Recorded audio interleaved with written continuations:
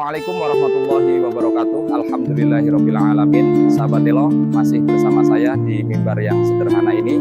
Hai orang-orang yang pagi ini masih sibuk dalam dosa, yang menunda perintahnya dan meremehkan larangannya. Apakah kalian beristighfar hari ini? Ketahuilah, istighfar itu sendiri adalah ibadah. Maka berhati-hatilah. Anda jadi Allah Ta'ala tidak ridho kita beristighfar, karena dosa yang kita pelihara mendatangkan murkanya.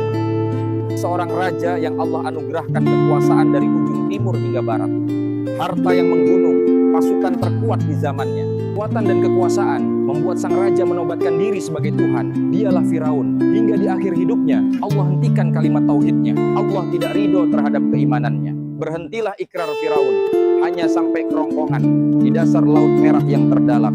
Kan surat An-Nazi'at 24 bin Firaun mengaku Tuhan. Al-Qasas 4 bin kesewenang-wenangan Firaun. Yunus 99 bin Allah tenggelamkan Firaun. Buah bukti yang sengaja Allah abadikan di dalam kitabnya.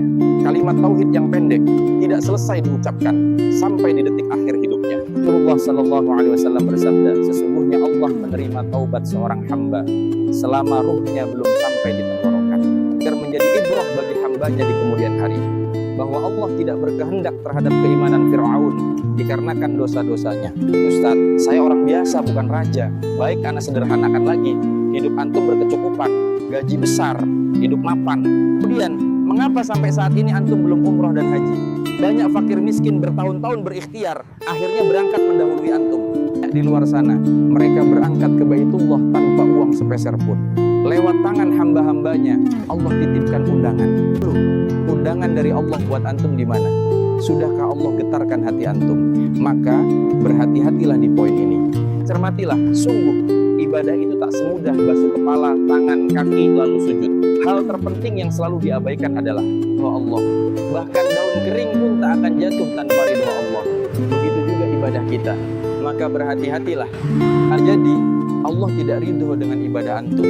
Lebih parahnya, mungkin juga tidak ridho menerima istighfar antum. Di persiapan bekerja, siang meeting, sore deadline pekerjaan, malam kecapean, jangankan istighfar, sholat pun terlewat.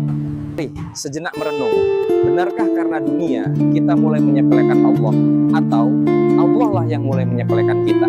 Lain boleh bilang Allah itu Al-Ghafur, Al-Afu, At-Tawwab. Buat saya, Allah itu zat yang hidup, yang memiliki perasaan terhadap hambanya.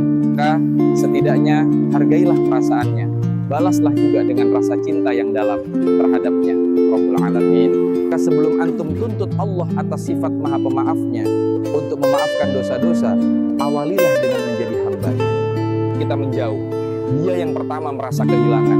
Namun di setiap kezaliman kita, Allah lah yang terakhir menunggu kita kembali. Jika ini adalah malam terakhir antum di dunia, apa yang akan antum pilih yang terakhir untuk dikerjakan? Ini, detik ini juga, mari kita niatkan untuk semua ibadah. Syahadat, sholat, puasa, zakat, umroh, dan haji. Merayu dia di 2/3 malam. Ambil hatinya, agar dia Allah ridho akan ibadah yang kita upayakan. Maka turunlah rahmatnya bagi mereka yang mengaku hamba. Wassalamualaikum warahmatullahi wabarakatuh. Di hal terlewat, sahabat, jika setelah ini antum berniat, kemudian Allah ridho memperjalankan antum ke tanah suci, sesampainya di Masjid Madinah, sampaikan salam terindah kepada kekasih tercinta Sallallahu Alaihi Wasallam dari hati yang selalu merindu